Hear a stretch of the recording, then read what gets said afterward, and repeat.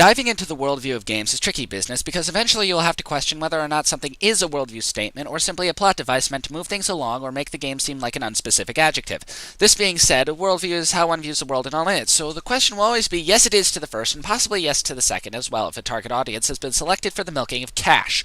Sooner or later I would have to dive into the world of kids games, which I don't mind so much, assuming it's not on that unspeakably horrible, mind-numbing, useless piece of junk that is the Nintendo DS. I mean, I liked the first Jak and Daxter, which was perfectly fit for kids while allowing to be challenging enough for older crowds if necessary, although once you hit 15 it might be a bit of a stretch. And there were many games that were fit for kids on actual consoles in the computer and Game Boy. I don't see many games now that seem to be kid-friendly, with every other game being a generic FPS or Gears of War or Grand Theft Auto clone, neither of which should be played by anyone before 16, or ever in some cases, because they are very, very terrible. This long and seemingly pointless introduction is a big setup for Mini Ninjas, a game which had great potential for appeal given the fact that the characters make you want to talk in little baby voices, and they are ninjas. Being rather ninja-esque myself, shut up I am! I would enjoy the appeal of a stealth game rather than the bright orange thing that is a terrible excuse for a ninja whose name I shall not speak lest I have God's wrath come upon me for mentioning something that disgraces the name of ninja.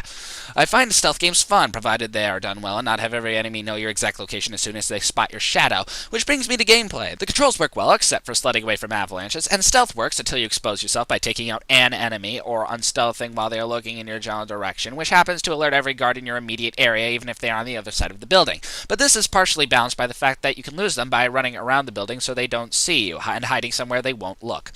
You can play between 6 different characters, of which you only need one, and one is useful, and one is awesome. The main character, Hiro, oh ho ho, what a funny joke, is the only one who can use Kuji magic. And Futo is the only character who has halfway decent proportions, is only useful for fighting large enemies. That's it! The third character, Shun, is overpowered. He is an archer, meaning he can hit anything.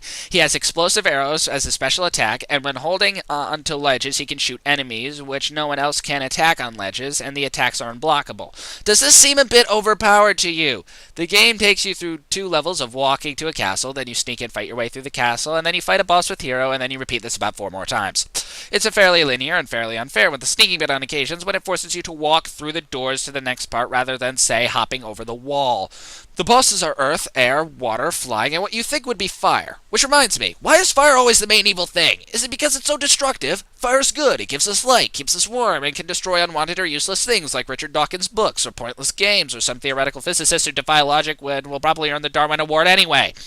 But really, he isn't all that fiery and can only be defeated by Hiro, because only Hiro can use magic and he can only be hurt by magic, so all those other characters you have been collecting for the past whole game are all for naught. Ain't that great? But you're not here to listen to me blab about the gameplay, so what's the story and worldview? The opening of the game tells you that there's an evil samurai warlord who's upsetting the balance of nature with evil magic and is turning innocent animals into evil Nazi-walking minions, and the ninja master has to send his heroes to go and save the world even though he doesn't know what is wrong with it. Do you notice anything wrong with that?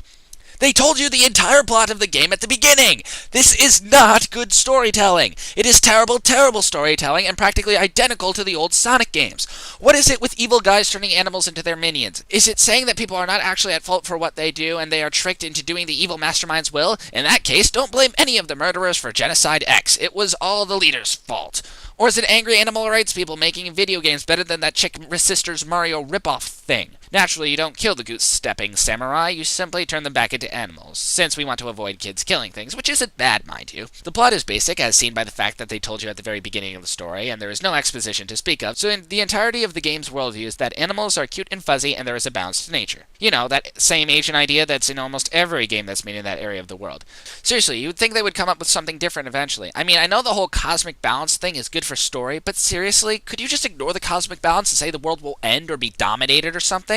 But my words will fall on deaf ears, since many of the games I like are made in Japan, which is part of Asia, and they haven't changed their worldview much over the past few thousand years, so why should they change now? Despite the boring worldview and lack of plot exposition, I think that a kid would enjoy the game. It was fun, albeit a bit repetitive and cheap and repetitive at times, and while things I pointed out here are things to consider, I wouldn't say it's a terrible game. You could spend a good amount of time trying to figure out how to do things differently or in creative ways, like fighting off an entire camp as a bear or infiltrating a castle as a chicken, which, by the way, if you do successfully, you will get my their reward is Metal Gear Chicken.